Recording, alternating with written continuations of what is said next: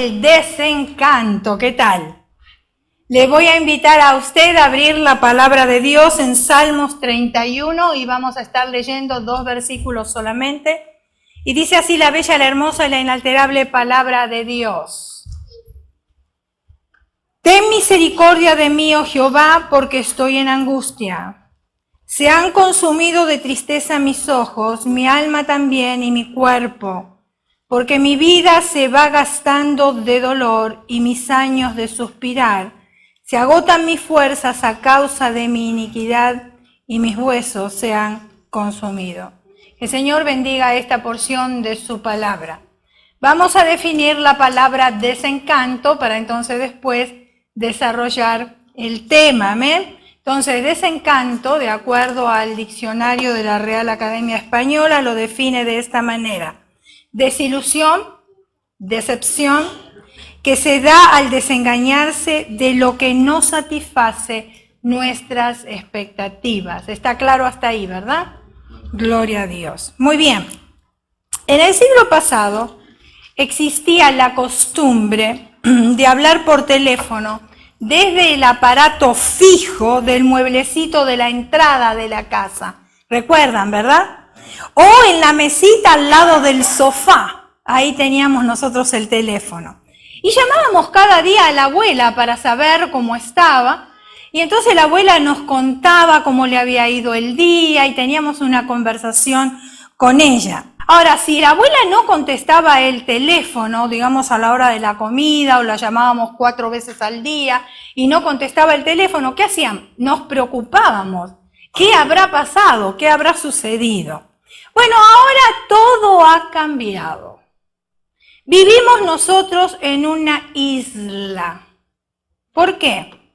Nos hemos convencido de que esa es la manera normal de vivir, aislados y a la vez accesibles.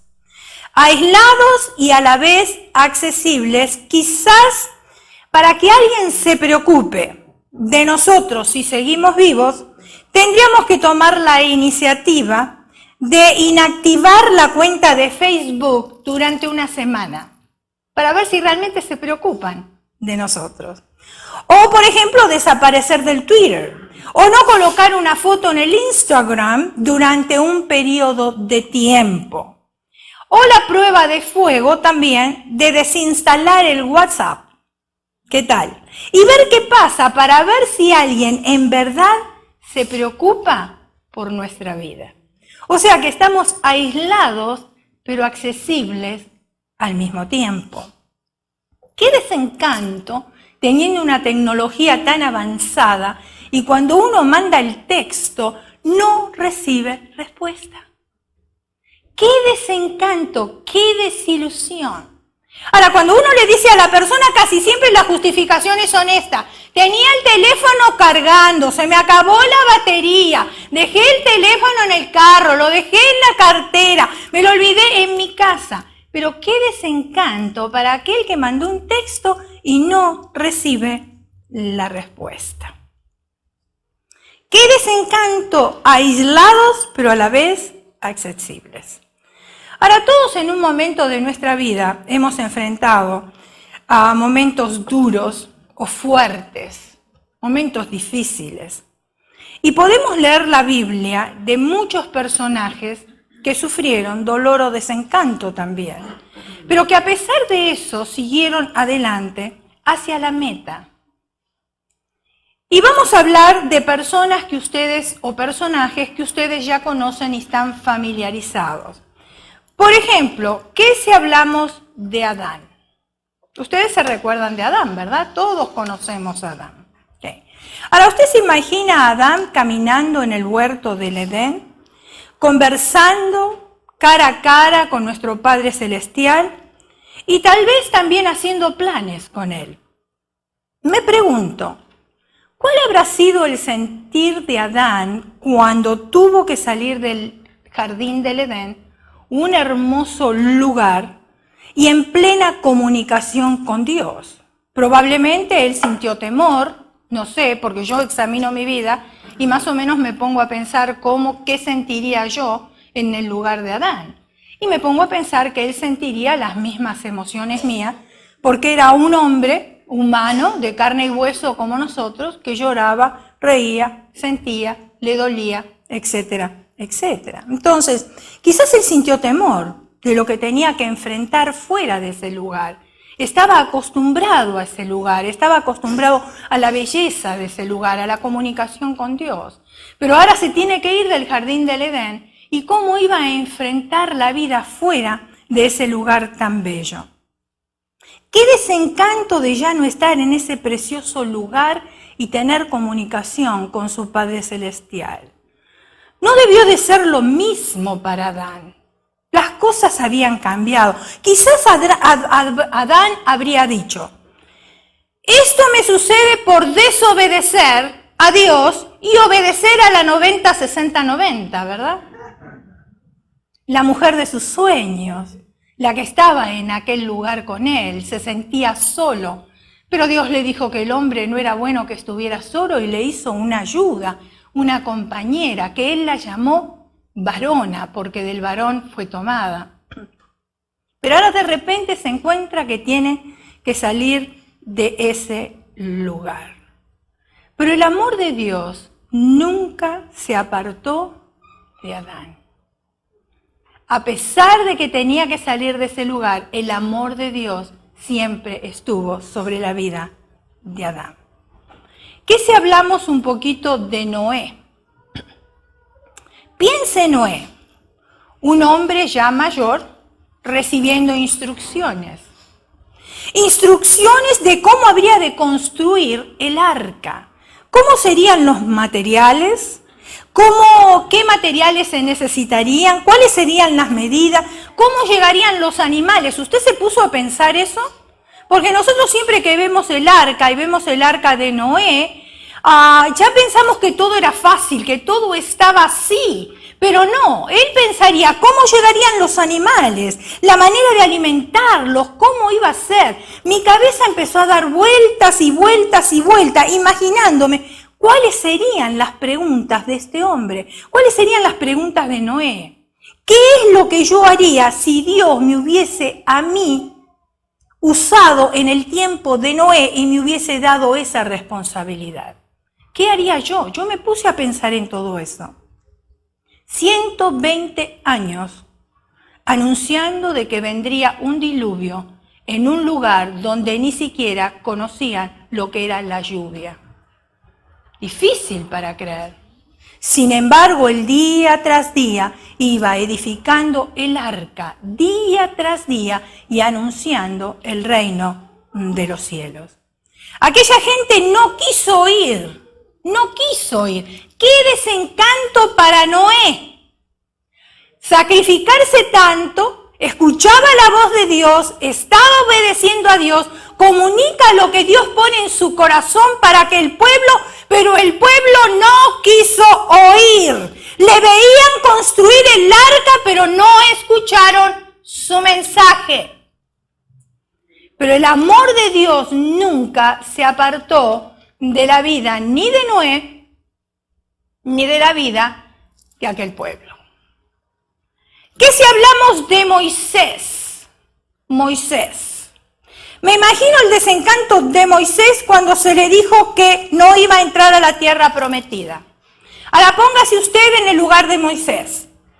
Libertador, él tuvo que sacar a ese pueblo de Egipto, fue una situación totalmente difícil, gente moría, gente nacía en la travesía, en el desierto, estaba él tratando de conformar a ese pueblo que una vez hasta él le dijo a Dios, ¿acaso yo engendré a este pueblo? Fíjense en ustedes el dolor de cabeza que tendría Moisés. Entonces saca a este pueblo, obedece la voz de Dios, trata de estar bien con ellos, y después cuando le toca entrar a la tierra prometida, Dios le dice que no va a entrar. ¡Qué frustración!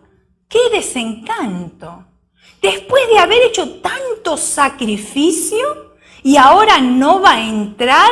¿Y cuál fue el motivo que Moisés no iba a entrar a la tierra prometida? Desde el Señor le muestra y le muestra toda la ciudad de la nueva tierra, anunciándole de que él no iba a pasar. ¿Cuál era el motivo? Bueno, Dios le mandó a Moisés que no golpeara la peña como lo hizo en Horeb, sino que le hablara a la peña, y la peña le iba a dar agua para abastecer a aquel pueblo que tanto pedía agua y que pedía de comer y que pedía un montón de cosas, un pueblo desconforme que primero quería salir de Egipto y ahora que Dios los saca de Egipto se acordaban de los pepinos, de la cebolla, de los tomates, pero no se habían olvidado de la esclavitud. Y exigían: ¿para qué nos sacaste de Egipto? Era mejor estar en aquel lugar, volver atrás. Entonces el Señor le dice a Moisés: háblale a la peña y sacarás agua. Y ustedes saben que ese es un milagro. Porque de la peña, por más que uno le hable, por más que uno la golpee, o por más que uno con el martillo quiera partirla, agua nunca va a sacar. Ese era un milagro grande. Ahora, esta peña simbolizaba a Cristo. Para que podamos nosotros ver dónde estaba el error o dónde cometió el error Moisés. Esta peña significaba a Cristo, la roca de salvación. Y el agua representaba el Espíritu Santo. Entonces, era un poder sobrenatural y era importante obedecer las instrucciones de Dios. ¿Por qué? Para darle la gloria a Él. El hecho sobrenatural de sacar agua de una roca nunca debió apropiársela a Moisés.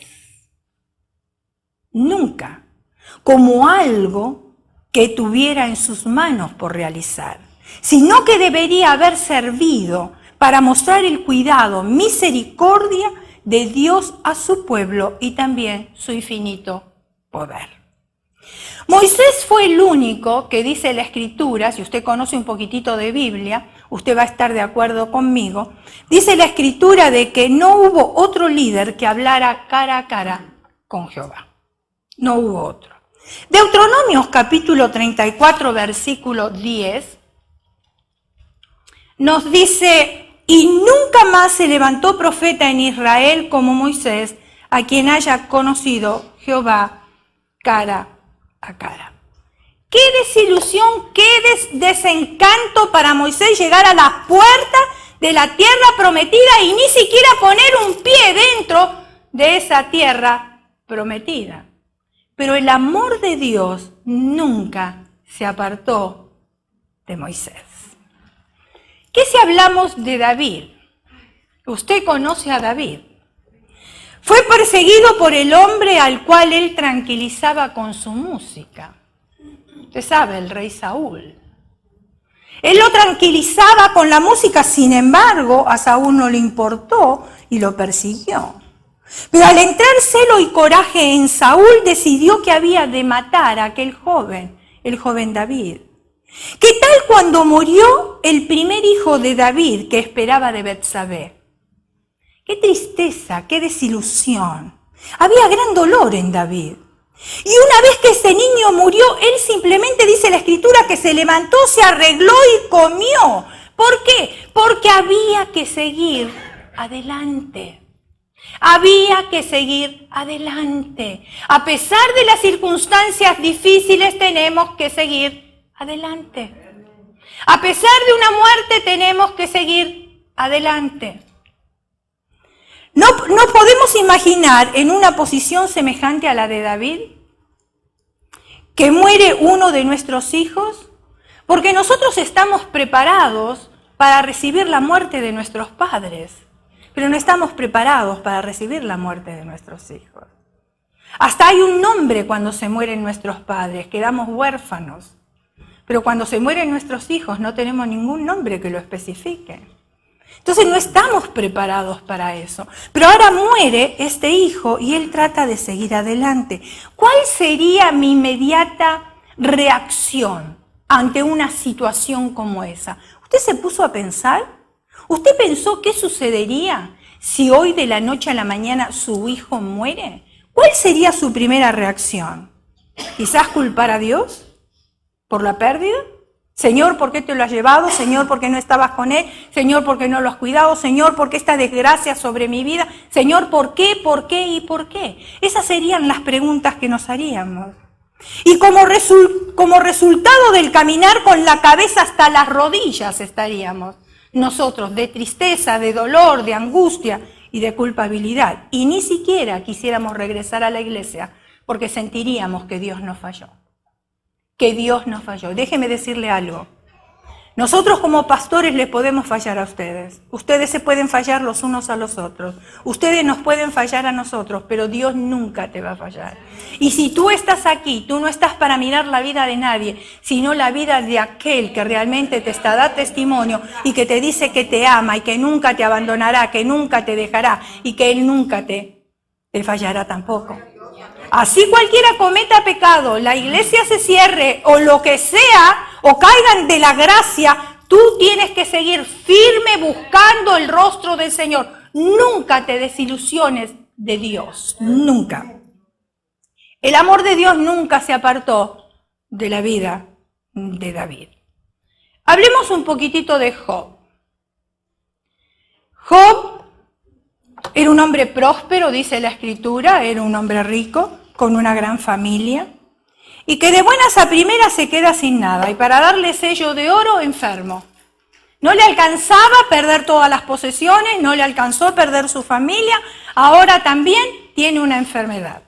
La enfermedad yo la dije otras veces, pero por amor a los nuevos la voy a repetir, era elefantitis. Elefantitis es una enfermedad que se conoce en el Medio Oriente, que la piel comienza a crecer, a tener un volumen y comienza a hacerse rugosa la piel como la del elefante. Por eso se llama elefantitis. Ahora, cuando la piel se agolpa, piel con piel, en el centro se forman llagas y eso da picazón. Y dice la Biblia que él agarraba un tiesto es un pedazo de madera, para poder rascarse, para poder sentir el alivio de lo que producía esa enfermedad. Ahora, cuando nosotros leemos la palabra de Dios, por supuesto, la leemos, quizás en una hora leemos todo el libro.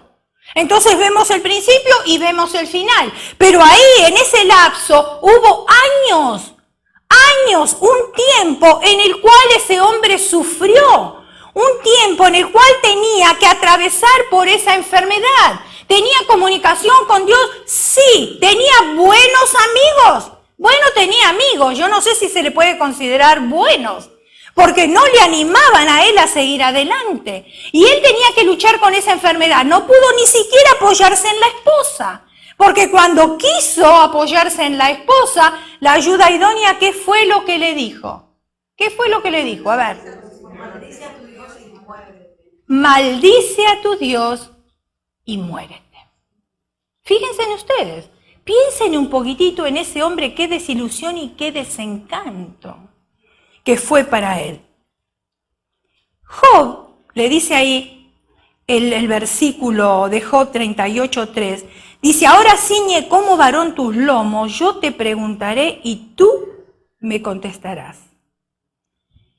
Por lo que vemos, Job se lamentó delante de Dios, porque si no, el Señor no le hubiese respondido de esta manera. Y le pregunta una y otra vez a Dios, y yo no lo puedo culpar a Job, porque yo haría exactamente lo mismo. Y uno revisaría su vida y diría, Señor, pero ¿por qué estoy atravesando por este problema? Casi siempre decimos nosotros los humanos, ¿qué mal estoy pagando? ¿Qué pecado estoy pagando? Y no necesariamente es pagar un pecado, sino es la consecuencia de algo. Dios a nosotros no nos envía enfermedades porque tenemos que pagar un pecado. Cuidado. Mucho cuidado con eso. Y tampoco podemos decirle a otra persona, se enfermó porque vive una vida en pecado, porque Dios no es así. No, Él no trabaja de esa manera. Y tenemos que tener cuidado cuando abrimos nosotros nuestros labios. Entonces, ¿él se queja contra Dios? Sí. Porque yo también le entiendo que si estaría en una situación como esta, al primero que iría a buscar sería a Dios y preguntarle el por qué. Entonces el Señor le dice, ahora ciñe como varón tus lomos, yo te preguntaré y tú me contestarás. ¡Wow! Ahora sí prestemos oído. Y mejor que levantemos las antenas y que no haya distracción, ni tampoco un espíritu de sueño, porque Dios quiere hablar y te quiere hablar a ti y me quiere hablar a mí. Y esta es una gran verdad, porque cuando leí este pasaje, hermanos, Yo sentí que Dios me estaba hablando a mí por las muchas preguntas que yo muchas veces le hago, y preguntas sin sentidos. Entonces Dios me quiere hablar, y escuche bien lo que Dios le dice, porque esto es sumamente importante. ¿Y sabe para quién también es importante? Muchas veces me han preguntado a mí, ¿quién lo creó a Dios? ¿Quién creó a Dios? Nadie creó a Dios. Dice que el espíritu de él se movía sobre las aguas. Estaba todo desordenado y vacío. Él vino y acomodó todas las cosas. Porque si Dios hubiese sido creado por alguien, dejaría de ser Dios. No sería Dios. Entonces la pregunta es, porque muchas veces nosotros decimos, y bueno, pero si los niños sufren y los niños en África no tienen que comer, ¿y dónde está Dios? No lo entiendo. Yo no lo entiendo, no tengo explicación para eso, pero una cosa yo sí sé a través de la Escritura, que Dios es justo y que Dios nunca se equivoca cuando hace las cosas. Y usted me puede decir a mí, ¿entonces Dios es justo de que un niño pase hambre? No, yo no estoy diciendo que el Señor hace que esos niños pasen hambre, porque nosotros queremos un Dios milagrero, como yo dije en esta mañana, y nosotros tenemos un Dios de milagros. Un Dios de milagro. Queremos torcerle el brazo a Dios para que nos dé las cosas que nosotros queremos. Pero no funciona así, funciona de otra manera. Y las preguntas que yo tengo y que no tengo respuesta, un día el Señor me las va a hacer reveladas, una por una. Lo único que yo necesito ahora es creer en las promesas, en sus palabras y nada más. Porque yo puedo discutir con ustedes la palabra de Dios, pero ni usted ni yo vamos a llegar a nada. Todo va a quedar igual, de la misma manera. Y lo único que hicimos fue discutir. Pero no tenemos una respuesta, porque usted no la tiene y yo tampoco. El único que tiene la respuesta es el Señor. Y entonces le dice de esta manera en Job, capítulo 34, dice así, ¿dónde estabas tú cuando yo fundaba la tierra? ¿Dónde estaba yo cuando el Señor fundaba la tierra? Yo no existía. ¿Dónde estaba? ¿Y ahora yo quiero venir y altercar con Dios? Fíjense en la mente humana cómo es. Házmelo saber si tienes inteligencia. Sí, claro, yo tengo inteligencia, pero nunca me puedo comparar a la inteligencia de Dios. Versículo 5. ¿Quién ordenó sus medidas, si lo sabe? A ver, ¿cuántos teólogos hay acá? Y dígame cuánto mide la tierra. ¿Se dan cuenta? No podemos altercar con Dios, ¿verdad? ¿Perdón? Ok. Versículo 34, Job 34, 4 y 9. Entonces dice, el 5, ¿quién ordenó sus medidas si lo sabes? ¿O quién extendió sobre ella el cordel? Nadie. 6, ¿sobre qué están fundadas sus bases? ¿O quién puso su piedra angular? ¿Acaso fue usted? ¿Fui yo? Ninguno de nosotros. Cuando alaban todas las estrellas del alba y se regocijan todos los hijos de Dios, ¿quién encerró con puertas el mar cuando se derramaba saliendo de su seno? ¿Acaso nosotros podemos decirle al mar, detente hasta ahí y el mar se detiene? No podemos hacerlo. Versículo 9. Cuando puse yo nubes por vestidura suya y por su faja, oscuridad. Versículo 12. ¿Has mandado tú a la mañana en sus días? ¿Has mostrado el alba en su lugar? ¿Has entrado tú hasta las fuentes del mar y has andado escudriñando el abismo? Nada de eso hice yo. ¿Has considerado tú las anchuras de la tierra? Declara si sabes todo esto.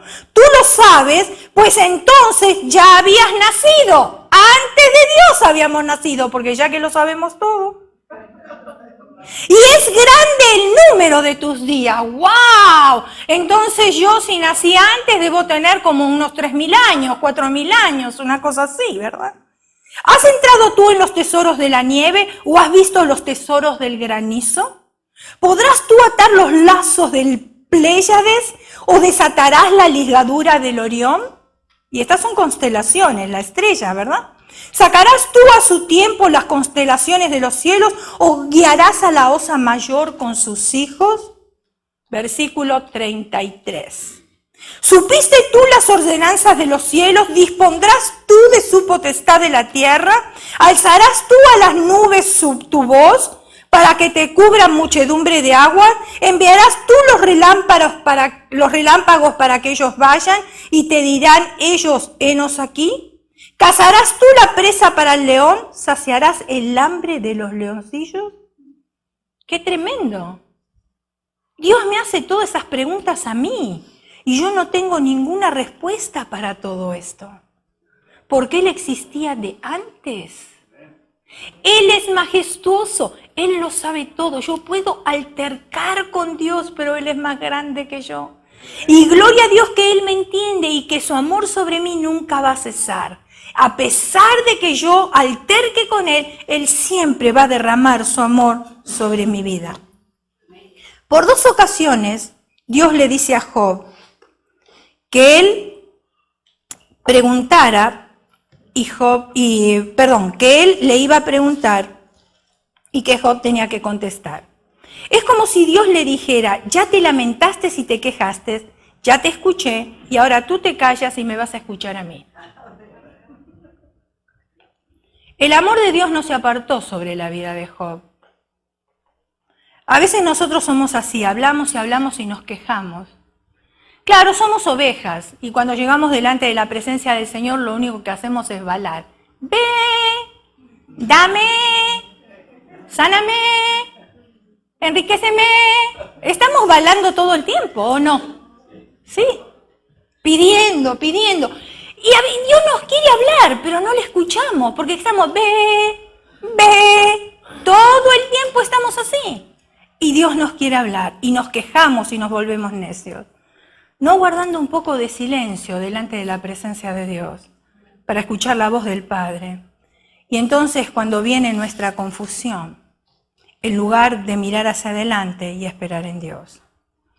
Aunque muchos dolores han sido curados y superados, un sinfín de desilusiones vienen y llegan a nuestras vidas. ¿Por qué? Porque vivimos rodeados de un mundo en sufrimiento.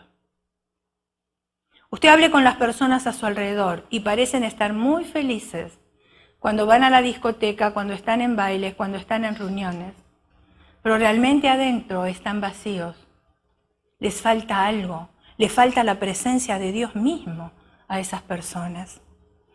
Y como vivimos en un mundo de sufrimiento, la constante desilusión muchas veces nos atrapa. Estamos en un mundo que todo es instantáneo, lo queremos ya y ahora, no esperar a mañana, ahora. Y prácticamente en un mundo totalmente desechable, donde hemos perdido la capacidad de ser pacientes. Yo estoy en una línea en el supermercado y la impaciencia me gana. Porque no quiero esperar en la línea, quiero enseguida que me atiendan a mí. Si usted va al doctor o va al dentista y está esperando ahí, uno se vuelve impaciente, porque uno dice, pero si ya me dieron la cita, yo quiero que me atiendan ahora, yo no quiero que atiendan a otra persona, que ya me atiendan a mí. Y lo primero que uno hace, por lo menos lo hago yo, cuando llego le digo a la enfermera, ¿is on time? Lo primero que le pregunto, ¿está a tiempo el doctor? ¿O no está a tiempo? ¿Tengo que esperar media hora? ¿Tengo que esperar 45 minutos? ¿Por qué? Porque vivimos en un mundo totalmente impaciente. Todo lo queremos en el momento y las respuestas también las queremos en el momento. Y Dios no trabaja. Esta mañana yo estaba compartiendo en la clase con los hermanos que muchas veces, porque no encontramos la respuesta de parte de Dios rápida, como nosotros la estamos buscando, entonces buscamos la respuesta en otros lugares, como la línea psíquica, como el tarot, como hacernos leer las manos, como etcétera, etcétera, etcétera. ¿Por qué? Porque ahí pagamos y nos tienen que dar una respuesta. Están obligados a darnos una respuesta. La respuesta no va a ser la verdadera, pero porque pagamos nos tienen que dar una respuesta. Con Dios no sucede lo mismo. Con Dios es diferente. Porque Dios no nos responde, no porque nosotros le tenemos que pagar o tenemos que ganar algo para que Él nos responda o porque tenemos que ser mejores personas. Porque Dios puso sus ojos sobre nosotros y Él nos quiere moldear, nos quiere usar para su gloria. Y sabe que cuando nosotros estamos atravesando por situaciones difíciles, ese es en el momento, el cuidado, el encierro de Dios para nosotros, porque Dios está quitando asperezas de nuestra vida para llevar gloria a su nombre y para que nosotros seamos de beneficios para otras personas también. ¿A quién le gusta pasar momentos de angustia y de tristeza? A nadie. A nadie, pero esa es la manera de hacernos crecer cuando vamos pasando por el desierto. ¿Se imaginan ustedes a Noemí? Noemí, ustedes recuerdan que tenía 2 nueras. Una era Ruth y la otra era Orfa. Cuando el esposo de Noemí fallece y los hijos también, se quedan las 3 mujeres solas. Entonces Noemí decide volverse a su tierra. Y ella, al estar con sus nueras, le dice a sus nueras que cada una de ellas se vayan con su propia familia porque ellas no eran de la tierra de Noemí. Una de las nueras directamente se fue, pero la otra, que conocemos como Ruth, ella le dijo, tu pueblo será mi pueblo y tu Dios será mi Dios. Ahora, Noemí en ese momento tenía un gran dolor por la pérdida de su esposo y de sus hijos. Y ella ya no era jovencita, ella ya era anciana. Y tenía también que cuidar a sus nueras. Entonces, ¿qué hace Noemí? En Ruth, capítulo 1, versículo 6, nos dice de esta manera. Entonces se levantó con sus nueras y regresó de los campos de Moab, porque oyó en el campo de Moab que Jehová había visitado su pueblo para darles pan. A pesar de la tristeza que estaba pasando Noemí, y me imagino que Ruth también por la pérdida de su esposo, estas 2 mujeres se apegaron una a otra. Y la Biblia lo comenta. Sirviendo esto de testimonio y ejemplo para Ruth, quien aprendió a amar y a seguir a Dios de la misma manera que lo había hecho Noemí. Y Dios no se olvidó ni se apartó del amor de estas mujeres. Dios continuó amándoles. Y podemos aprender de la perseverancia de cada uno de estos personajes que hemos tocado, la capacidad de cada uno de ellos de ver más allá de sus problemas, que no se dejaron caer por el dolor o desilusión o las circunstancias difíciles que le ha tocado vivir. Y tal vez hoy nosotros estamos atravesando por una situación difícil. Yo no conozco la situación de todos ustedes, pero ustedes sí la conocen y Dios también.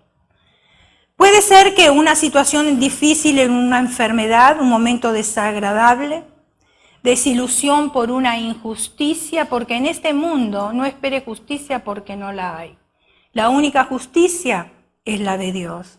Un malentendido, consecuencias que nos está tocando vivir sin que nosotros la hayamos provocado. ¿Quién quiere vivir momentos difíciles? Nadie.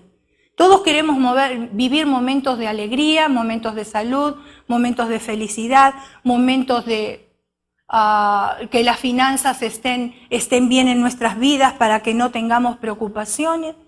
Pero hay momentos tan difíciles en la vida que nos toca vivir. Dolor por la pérdida de alguien o de algo, dolor por la boca indiscreta de alguien también.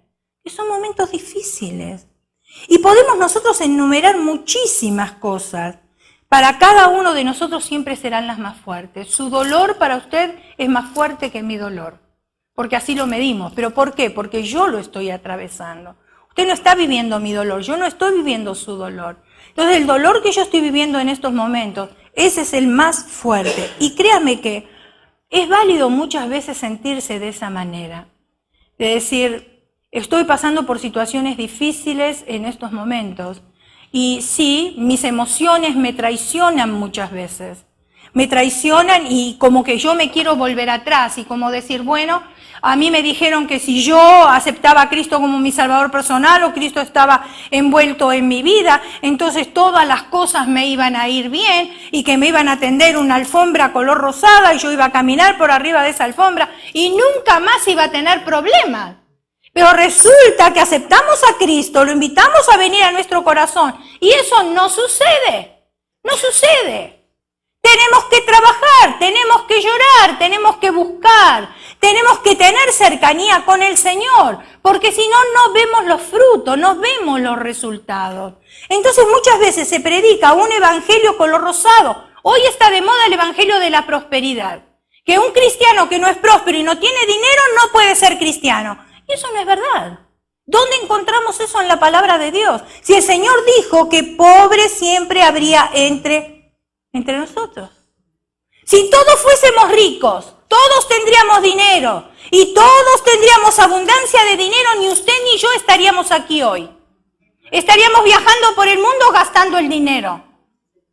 Pero porque tenemos necesidad de Dios, es porque estamos acá. Fíjense, mirando Guatemala, mirando El Salvador y mirando otros países conocidos, la gente camina por los cerros horas y horas para buscar la presencia de Dios.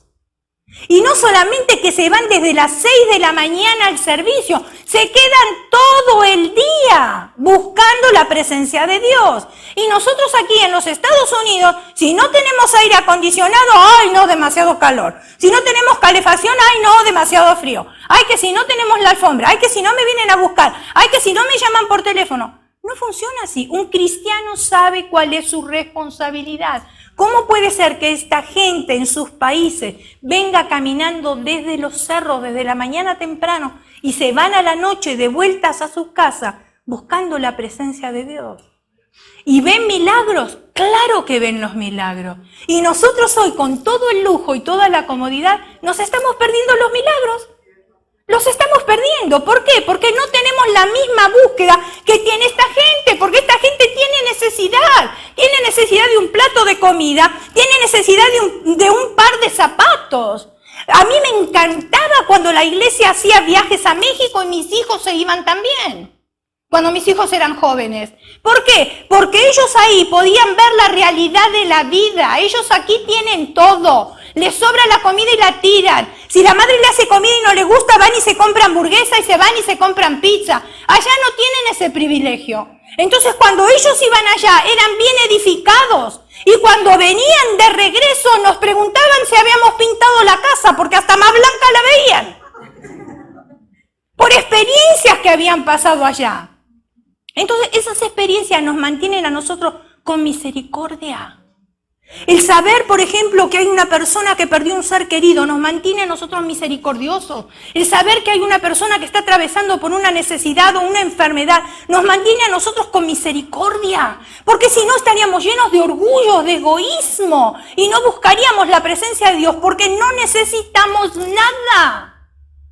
Y en aquellos pueblos, porque necesitan todo y la única dependencia que tienen es Dios, ellos pueden ver milagros, pueden ver prodigios y pueden ver tantas maravillas que nosotros aquí nos estamos perdiendo. Porque vivimos en una sociedad cómoda, en una sociedad indiferente, en una sociedad egoísta. Y que yo tengo que tener el iPhone, el último modelo, porque si no lo tengo paso vergüenza con mis amistades. Tengo que tener el último modelo. Tengo que estar en todos los medios de comunicación, porque si no estoy, soy anticuada. Esta gente que viene caminando de los cerros no tienen ni teléfono y son más felices que nosotros. Mucho más felices que nosotros. Nosotros estamos con el iPhone y estamos mandando mensajes, no nos contestan los mensajes, nos frustramos, nos desilusionamos y muchas veces hasta pecamos pensando mal de la persona. ¿Por qué no lo contestó? Y estamos envueltos en una tecnología, en un sistema que la verdad no nos favorece para nada, para nada. Y hoy es muy raro encontrar personas que tengan espíritu de misericordia. Muy raro. Y espíritu de servicio ni hablemos. Porque de eso sí que falta y a montón el espíritu de servicio. Entonces, nosotros podemos enumerar muchas cosas que para cada uno de nosotros siempre serán las más fuertes, las más insuperables, las más dolorosas. Y dije que sí, a veces nos sentimos con esa emoción, con esa manera de pensar. Estaba compartiendo con los hermanos esta mañana de que parece que, yo comento con mi esposo muchas veces, de que parece que estamos viviendo en el tiempo entre Malaquías y Mateo, que hubo tantos años de silencio, que el Señor no le hablaba al pueblo, hubo un silencio rotundo. Y ahora estamos viviendo esos tiempos, donde no escuchamos la voz de Dios. porque estamos afanados en otras cosas. Estamos desilusionados por un montón de cosas que no son importantes. Y entonces la voz de Dios se va apagando. La juventud hoy no tiene deseo de seguir al Señor. Y por muchas razones, porque no los vamos a criticar. Porque no son muchas las razones. ¿Pueden ver hipocresía en los padres? Sí, puede ser. En la iglesia mucho aleluya, mucho gloria a Dios, levantar las manos, y en la casa no son lo que realmente son en la iglesia. Pero déjame decirte algo, joven. Esa no es tu responsabilidad, déjesela a tus padres con Dios. Tú busca a Dios para recibir bendición sobre tu vida. Porque no podemos justificarnos delante de la presencia del Señor. Es que yo estaba tan desalentado, es que yo estaba tan deprimido, es que yo estaba tan esto, que no pude ni siquiera buscar tu rostro. No, porque el Señor dice, yo siempre me hacía presente. Ni bien tú me llamabas, yo estaba ahí. ¿Para qué? Para darte ánimo, para que no estuvieras desalentado, porque yo estoy ahí, grande es mi misericordia, y yo tengo amor que sobrepasa todo entendimiento, y yo puedo darte paz a pesar de las tormentas y las circunstancias difíciles. Busca a Dios mientras pueda ser hallado, en tanto que está cercano. Una cosa me resta decirte, que el dolor, la desilusión o el desencanto no es más fuerte que el amor que Dios tiene hacia tu vida. Salmos 37:4 dice, deleítate en el Señor y Él te concederá los deseos de tu corazón. Romanos 8:35 ¿quién nos separará del amor de Dios? ¿Tribulación o angustia o persecución o hambre o desnudez o peligro y espada? Nada nos separará del amor de Dios, si nosotros lo queremos. Dios no se va, Dios no nos abandona, Dios no nos deja. Pero si nosotros no queremos nada con Él, Él se aparta. Y no puede hacer nada sobre nuestras vidas. Acuérdense del endemoniado gadareno, cuando él fue a Gadara, ese pueblo tanto que quería la sanidad de ese hombre, porque estaba atribulado, estaba atado, vivía en sepulcro, gritaba día y noche. Imagínense usted vivir así, en que en su vecindario hubiera una persona de esa manera, día y noche. Aquel pueblo clamaba para que este hombre fuera sanado. Cuando el Señor desvía su camino y se va a Gadara para sanar a un hombre, aquella gente dice que cuando lo vio en su juicio cabal, restaurado, le entró temor. En vez de entrarle agradecimiento, le entró temor. Y le dijeron a Jesús que se vaya de aquel lugar. Y Jesús no pudo hacer más milagros ahí. ¿Pero por qué? ¿Porque él no tenía poder? No, mentira del diablo. Él tenía poder para hacer muchas cosas. Pero la gente le dijo que se fuera, que no quería nada. Y como el Señor es caballero, él se va. Y si no queremos nada, pues él dice, está bien, arréglatela tú solito o solita y a ver cómo lo haces. Pero cuando me llames, yo voy a estar ahí.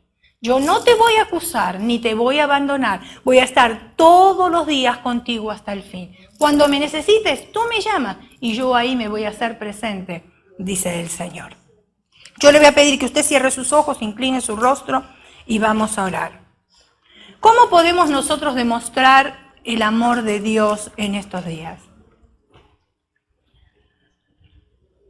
No vivimos en el Antiguo Testamento cuando aquellos personajes podían hablar con Dios, cuando Dios se manifestaba de una manera increíble.